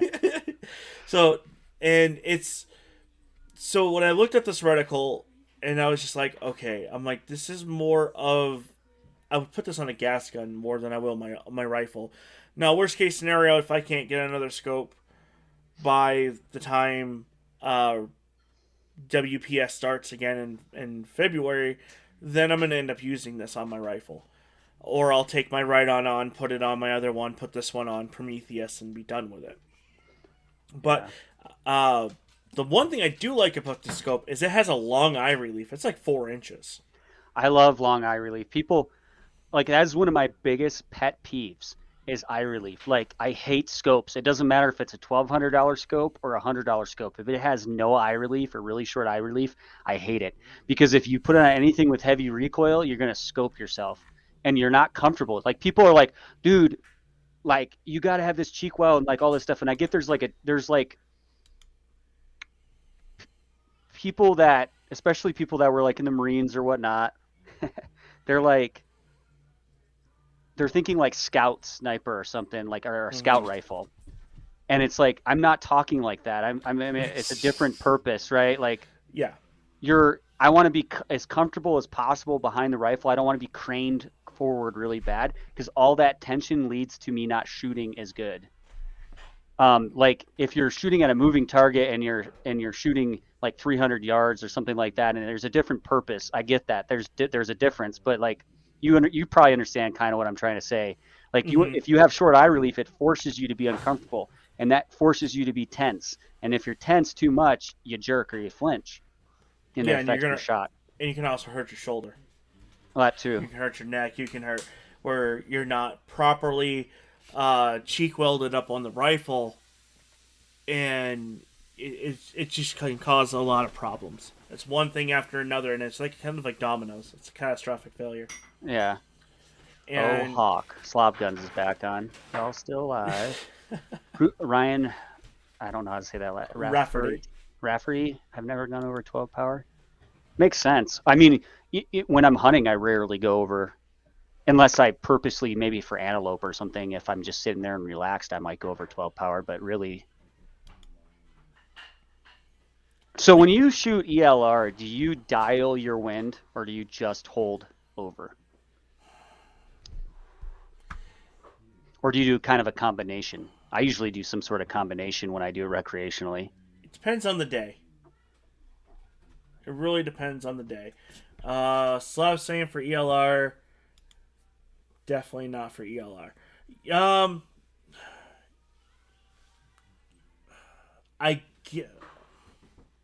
It really depends on the day. I think if you have a really consistent win and the conditions are perfect, I think that you can dial. I think that like there's been days where it's a 30-mile-an-hour crosswind and it's probably not even a good idea to shoot ELR. But if I do, I dial like up till I'm close, obviously. I'm not just doing, if I did just holdover, I wouldn't even be on the target anymore with that much wind. So it's a combination of dialing and holdover. For But PRS, I don't dial. For ELR, I guess it really, if it's consistent, I will dial. If it's not consistent, then I will try to hold over and watch for my shot. yeah, and I don't have that much experience shooting ELR. I shot to 1,000 yards on a regular basis for a while recreationally, but ELR, it's kind of logistically a pain. I have all the equipment. It's logistically a pain, and then the ammunition this year has been really tough. So up to say 8 mil or so, I hold both. I know you're telling me. Yeah. That's Well, yeah. 212 Sika I from. I dropped like $1,200 on Weatherby ammunition, and you'd think that'd be like a ton of ammunition, and it's not. It's like 20 some boxes. Like it's insane. Actually, that wasn't even 20 boxes. That's not even 20 boxes. That's like Jesus. 15. That's like 15 boxes. Is like $1,200. It's like $80-$90 a box. And the cheap Weatherby ammunition is now more expensive because all ammunition has gone up. So like cheap was $60 like 3 years ago. Now that $60 ammunition is $90, and it's nuts. It's like shooting $5 bills out of the end of your gun. It's insane when you think about it, and it makes me not want to shoot almost. Like I and that's partly why I haven't shot this year. I understand. Remember, I shoot 3.3 at La Puas. So yeah. Well, actually, that's probably cheaper than that Weatherby ammunition, because let's face it, Weatherby caters to rich people, and they do. I mean, they have the Vanguard line, which is a Howa, and it's affordable-ish, but like at the end of the day, they cater to rich people. Now, I do want to say one Weatherby rifle. I was going to say this earlier, and I totally forgot. That I really like, and I actually want one. My buddy bought one. Is the Vanguard Meat Eater edition? Yeah. Really do like that rifle. What's the stock on that made of? Is that the polymer, or because they do have a couple Vanguards throughout the years that are actually it's a polymer fiberglass. See, like my problem with that is that I can buy the Howa HS Precision with a fiberglass stock and the aluminum bedding block in it, which I would value way higher over a polymer. And so like me, it's like if I'm going to spend that much money, I'll get the Howa HS Precision instead. That's how I look at it. But the reason why my buddy bought this one was because he wanted a 300 Weatherby. He had his grandfather's dies and everything, and all the brass from his grandfather. Now, you go on Weatherby's website and build it out, it's like $2,900. You get into that Meat Eater edition, it's like $900 to $1,000, and it's actually got a really nice stage 2 trigger in it, or 2-stage trigger. Yeah, well, it's. I think there's been argument over it, but I know of a lot of people that work there. Of course, they all sign non-disclosure agreements, but it's a hacked 2-stage trigger. It's a Howa trigger. The only difference is they go. Their quality control is stricter. So like Howa sends out a rifle, and I feel like they put out amazing quality budget rifles or whatnot, and they have good quality control. Weatherby just takes it and goes over it all over again, and they take the trigger and they might polish it or adjust it. They tweak it just a little bit. They go over it and they QC it basically. So like people will be like, I swear this Vanguard trigger is better than the Howa hack trigger. It's the same trigger, only like literally the same trigger. The only difference is they're just kind of adjusting it and doing a little bit too. They're just adjusting it and making sure it's right before they send it out the door. And I think generally they adjust it a little lower because there's a screw that you can, adjust on a Howa hacked 2-stage trigger. It's covered in epoxy when you get it so that, you can't adjust it basically. But when they send them to Weatherby, they don't have the epoxy on them. They allow them to do that themselves when they get them in Wyoming. And so they're able to kind of tweak that trigger and make it just to feel a little bit better before it goes out the door. But I love the Howa Hack 2-stage trigger, the Vanguard trigger. It's a phenomenal trigger. It has a little bit of more over travel than maybe I would like, but you shouldn't, don't ever do it, but it's very easy to do a trigger job to those triggers, like extremely easy. And I do it to all of mine. All of mine, one of the first things I do is a trigger job. And I can adjust them to basically any pound weight I want for free. And it's simple to do. But I've never, the way I do it, I've never had like a failure. And I test them in the shop before I take them out hunting. But I've never had any problems with them. But don't recommend doing it. Don't do it. I was tempted to get one of those meat eaters on order in a 7mm. Is that the fluted barrel? I believe it is. I think it is fluted. So like one thing that I do like is that Howa's been expanding their model line, their line in the United States, and they've been pushing, and they're growing. Legacy Sports is the importer for Howa, and they're coming out with rifles that are very competitive to everything Weatherby is doing with their Vanguards, which is probably driving them crazy a little bit because it's kind of like they're competing with themselves. Like Howa's competing with rifles they're sending. Right. But they do some cool stuff like the spiral fluting, the straight fluting. Weatherby still does some stuff to the Vanguard line that you don't see with the Howa line, which is kind of cool because they do have some unique things. Like there is some better stocks and some. Is that a polymer stock? That is a polymer stock, right? Yeah, it is. Yeah, that's the polymer. It's like the S2 synthetic stock or yeah. They do have some models that aren't, because I go there and I look at them, and they have some models of Vanguards now without the polymer stock. That spiral fluted barrel would be nice.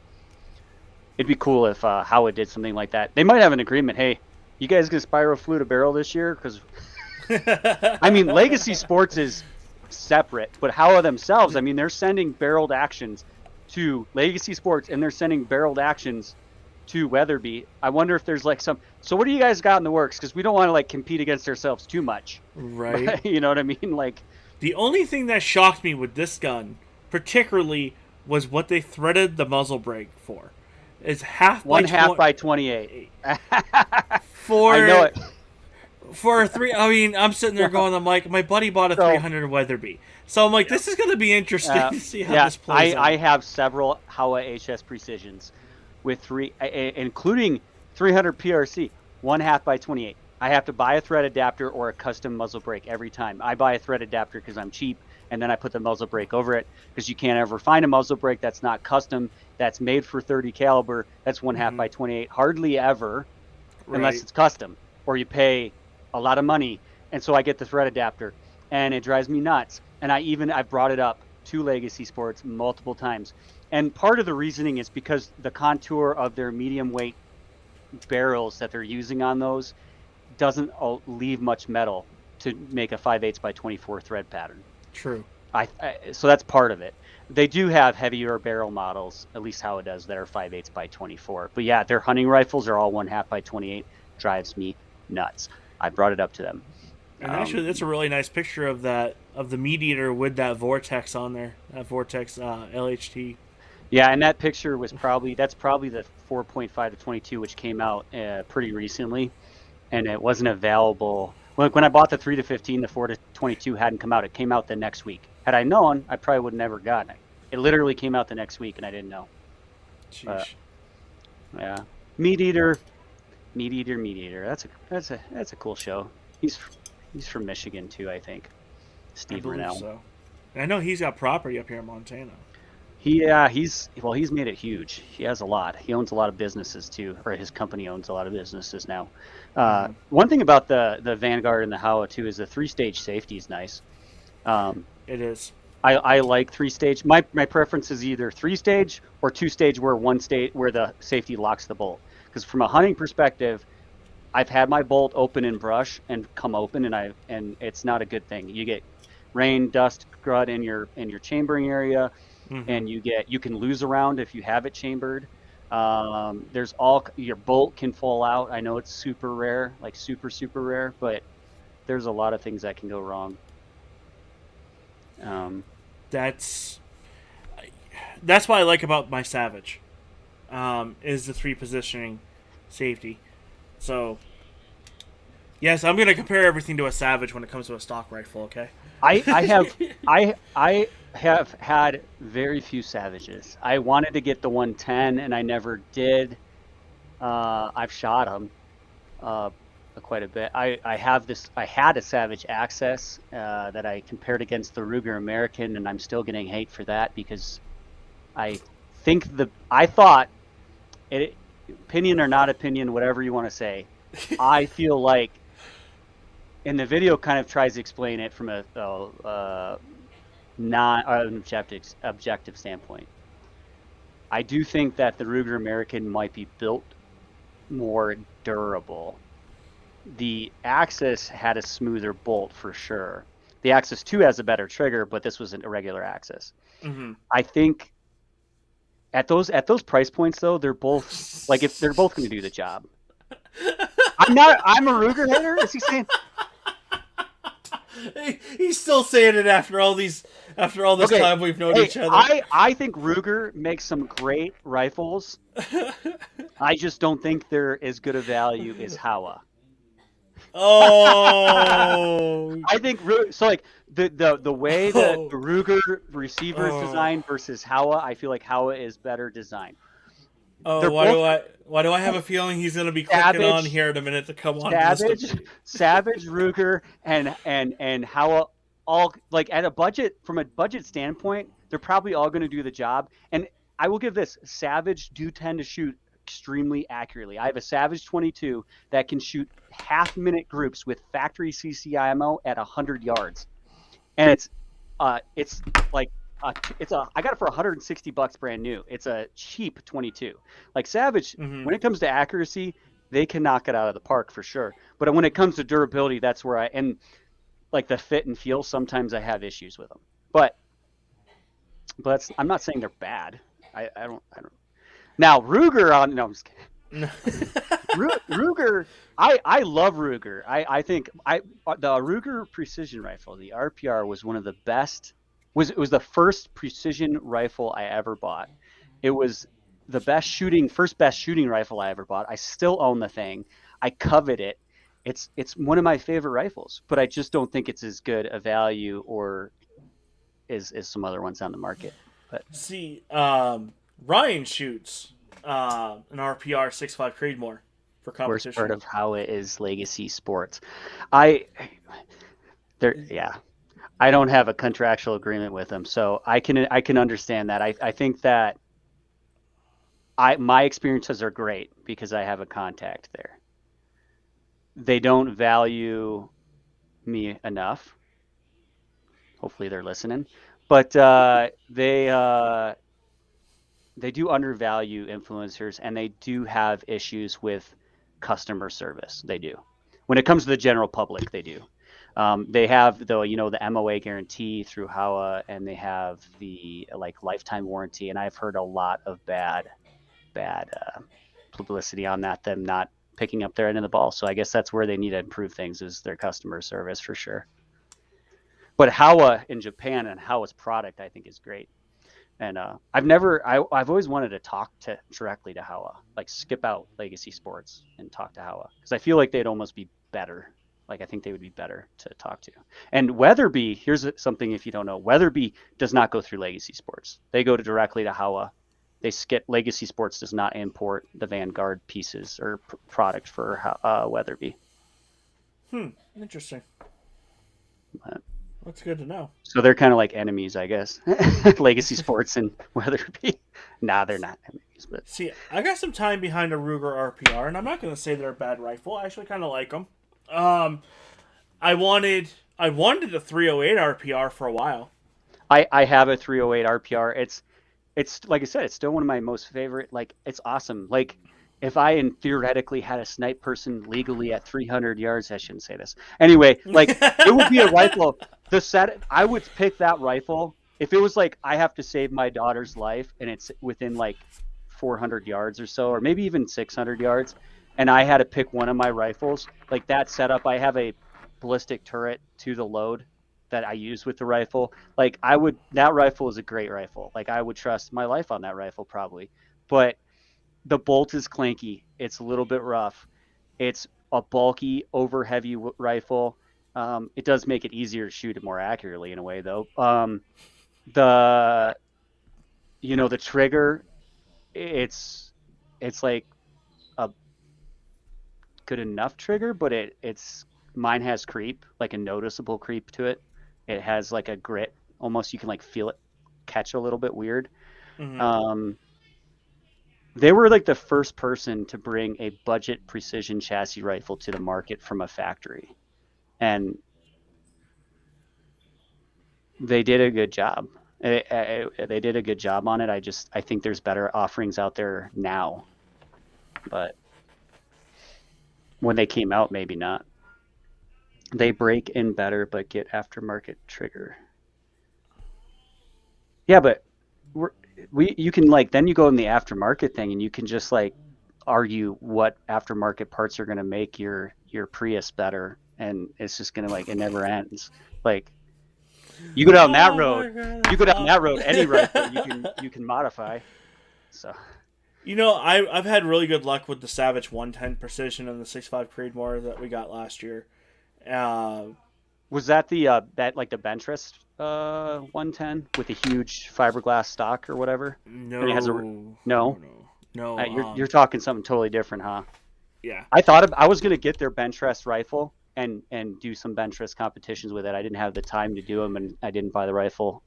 But I've come close. I've thought about getting one of their Bentress rifles. Well, if you look at like cost and their reports on their accuracy, I mean, like I said, Savage has some accurate, good stuff.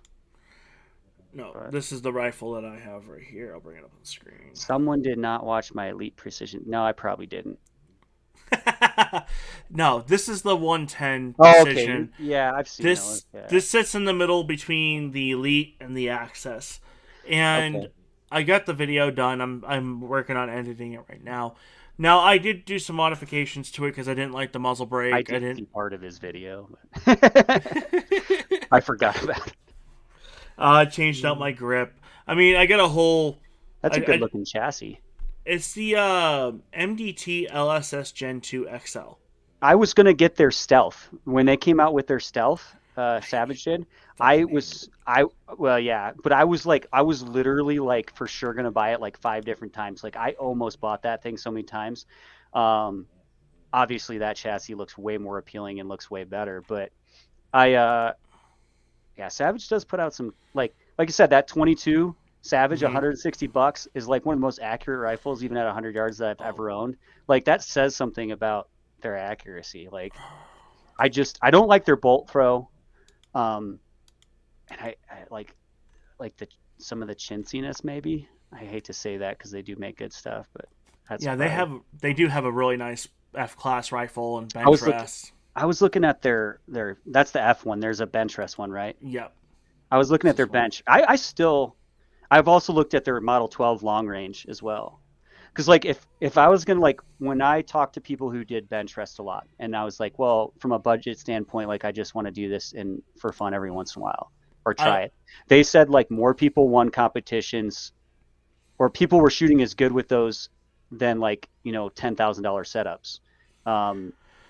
So see, I really like this one, but what bothers me is the twist rate on the barrel.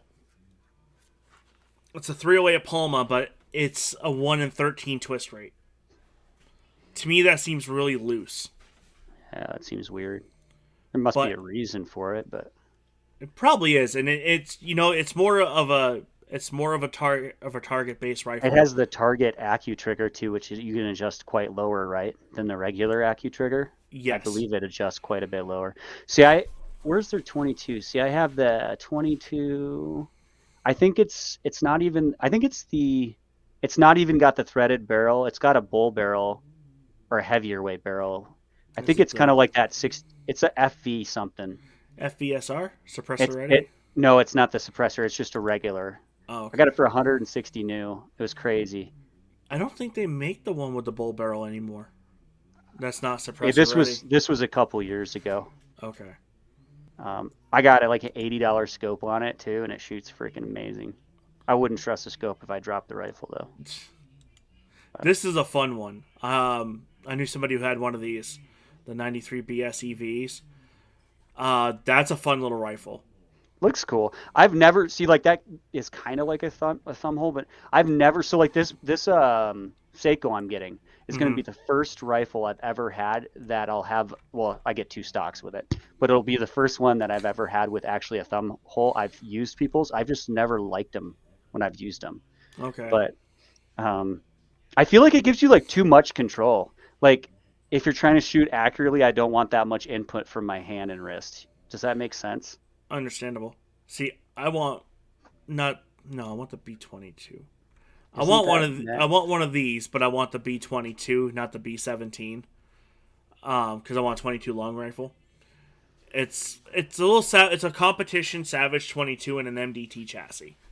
See, in the local range here, it stinks because they're only open to 400 yards, and now it's Mm, crammed busy every day.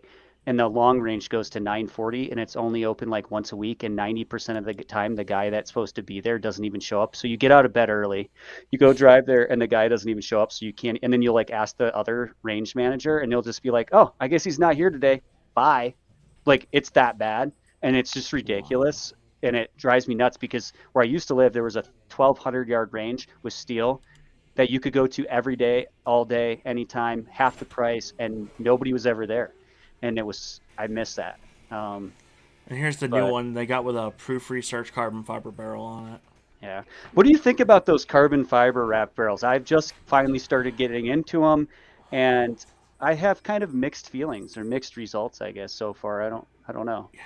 I've only shot a rifle once with one on it, and I've been debating on getting one. If I do, it's going to be this one, just Is because that it's a 22. who makes that one? Do The they or? No, I think this is a proof. Okay, because like so like the Weatherby, I'm having mixed results on. I'm having problems with it and not seeing the accuracy I want to either. So maybe that'll change with trying different ammunition. I don't know. But like that's a BSF carbon wrap. Then I have a Howa carbon wrapped barrel, which actually nobody realizes this. The Howas that came out this year with carbon wrapped barrels and carbon fiber stocks the barrels are made in Japan. I don't know how they jumped into the carbon fiber barrel thing right off the bat, but they did a good job because that one shoots amazing. The Wow. Weatherby one that cost 5 times the price isn't shooting so well. And I noticed when it heats up, it affects it and it affects it way faster than I thought. And it doesn't seem to be giving me the results I want. See, Um, this is my opinion. If you're gonna shoot a carbon fiber barrel, do not shoot excessively out of it, because that's the problem with carbon fiber barrels is they heat up too fast. And what's his face from another YouTube channel found this one out the hard way with a 300 PRC. He could do a 3 round group and it would be accurate. He gets to try to do a 5 round group, and it's like the first three are well, accurate and the yeah. next two are And off. And And BSF is their whole thing is they're not adhesed to the barrel core, and it's supposed to give you the results of a bull barrel, but it's not, and it won't affect it because it's not actually resin, it's not epoxy to the barrel. And I find that out of the carbon fiber barrel rifles I've shot, that one so far has been the worst. wow. It seems to be affected the most by the heat, whereas the Howa one, I don't even know exactly how they make theirs, but whatever they did in Japan, that thing I can shoot hot and it's fine. But granted, one is a 6.5, it's shooting super hot, and one's just a 6.5 Creedmoor, so that is probably a factor as well. But Hmm. we'll see what happens. I mean, maybe the Weatherby will tighten up, and it's too soon to tell. But the barrel so far, it's like I don't know, it's not really performing like a bull barrel. And the reason I got into the carbon fiber wrap barrels was for hunting. It wasn't for target shooting, long range, or extreme long range hunting, because Hmm. I think you're just regular heavy barrels that are just metal or better in that regard, probably. Because what they're Sure. doing is they have the BSF one's a Hmm. pencil thin fluted barrel stainless steel, I believe, and then they take a sheath of carbon fiber and slide it like over it. Um, um, but I think one thing Oops. Sure. look amazing to me. I think they look cool. I think they have. I think they just look cool. But performance-wise, yeah, I don't know. For some reason, I clicked on your thing. I hit hide stream on accident. Oh, there you are. Okay, Oh, so it came on. uh, yeah, Well, we're coming up to 2 hours. I do yeah. apologize for keeping you so late. I think we probably should wrap this up so you can. Oh yeah. It's probably. It was good though. It was fun. That's why. Next time we'll have to get everybody on. I know when we go to Shaw Show, we plan on doing a big live stream, everybody together, in one place. So definitely, you should probably meet up with us, and if you want to join us with that. Oh yeah. I know. Are you guys renting a big house? Uh, Or yeah, we're doing a big house. yeah, like I got a hotel room and rented a vehicle. If somebody wants to carpool and stuff with me, because I have I have a Jeep that I rented before the prices Jeez. went up, so I'll have tons of room and Damn. I can pick people up. But anyhow, I plan on trying to spend a lot of time at the house though, because I want to network and Mm-hmm. collaborate. I just I got such a good deal when I got the deal I got. I got it as a package, and it was like I think it'll be pretty nice and pretty. So I got it like a plane ticket and the car and the hotel room as one package. Damn. Yeah. I'm gonna be getting the rent a car set up probably this week, the end of this week. I got my plane ticket. Ryan's got his plane ticket. I think Slav is good to go on his. Yeah, it's gonna be a fun time, man. I can't wait. And then we're just gonna get probably like a Sonata or something like that when we go out there. But Right. I mean, it's gonna be fun. I know there's a couple things I'm gonna go do around town that aren't gun related. Like I'd like to go see if I can go check out was it um, uh, he does counting cars. Oh, I know who you're talking about. Yeah, I forget his name, but I'm planning on pretty much just dedicating my time to networking and collaborating in guns. But I think I'm there Sunday to Sunday though, so I'm gonna have like extra days, and I already reserved stuff. So I'll be, yeah, but we're there Sunday from Sunday. I just figure it just breaks up the monotony of things. I know we want to go check. Danny, it's Yeah, Danny. There you go. from Counting Customs. We want to go. I want to go hit up a couple gun shops. I'm definitely want to hit White Castle, In and Out. Uh, so definitely gonna go hit a few places Yeah. around the area, and I'm definitely gonna see if I can find some supplies.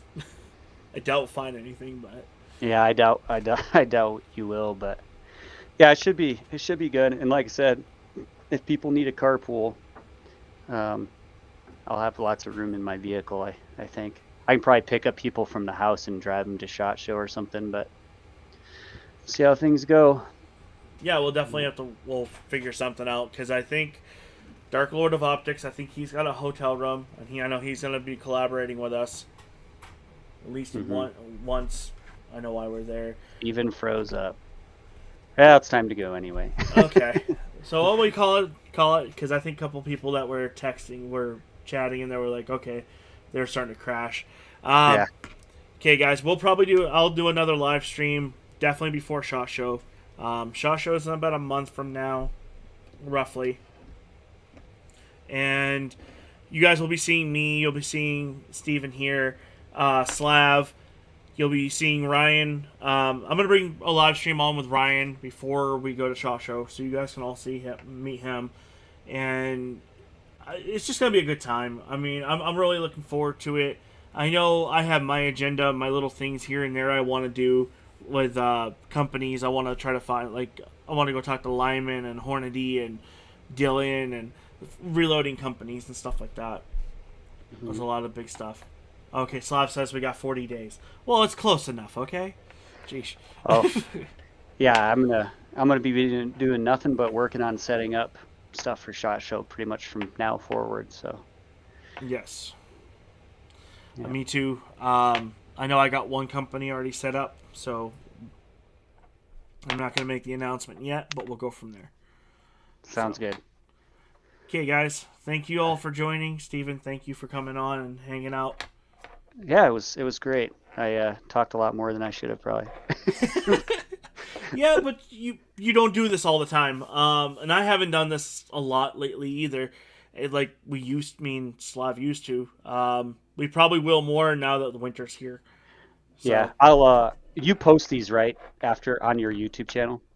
oh Like yeah, we're they stay up. I'll put it in yes. one of my playlists on my channel so that it gets hopefully more views too and stuff. So when Uh, I stream, we actually stream to my personal Facebook page, my Facebook groups, YouTube, Twitch, and Twitter.